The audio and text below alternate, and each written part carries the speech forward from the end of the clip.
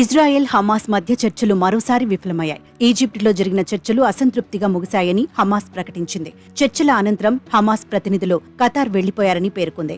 Gaza నుంచి Israel బలగాల ఉపసంహరణ, యుద్ధం ముగింపు లాంటి హమాస్ కీలక డిమాండ్లను నెతన్యాహు సర్కార్ తిరస్కరించినట్టు తెలుస్తోంది. దీంతో చర్చలు విజయవంతం కాలేదని అనధికార వార్తల్ని బట్టి తెలుస్తోంది. మరోవైపు రఫాతో పాటు గాజాలోని ఇతర ప్రాంతాల్లో అతి త్వరలో భారీ దాడులు చేపడతామని ఇజ్రాయెల్ ప్రకటించింది. చర్చల అనంతరం ఇజ్రాయెల్ ప్రభుత్వం వార్తాపత్రికలపై కీలక నిర్ణయం తీసుకుంది. హమాస్కు అనుకూలంగా పక్షపాతంతో వార్తలను ప్రసారం చేస్తోందన్న కొన్ని వార్తా ఛానల్స్పై ఇజ్రాయెల్ నిషేధం విధించింది. ప్రధాని బెంజమిన్ నెతన్యాహు నేతృత్వంలో మంత్రి మండలి ఈ నిర్ణయం తీసుకుంది. ఈ తీర్మానానికి ఏప్రిల్ 1న ఇజ్రాయెల్ పార్లమెంట్ ఆమోదం తెలిపింది. అయితే తమపై విధించిన నిషేధాన్ని అల్ జజీరా ఖండించింది. అది మానవ హక్కుల ఉల్లంఘనగా పేర్కొంది. ఓవైపు కాల్పుల విరమణపై హమాస్ ఇజ్రాయెల్ను ఒప్పించేందుకు ప్రయత్నాలు జరుగుతున్న కీలక సమయంలో ఈ నిర్ణయం వెలువడటం చర్చనీయాంశమైంది.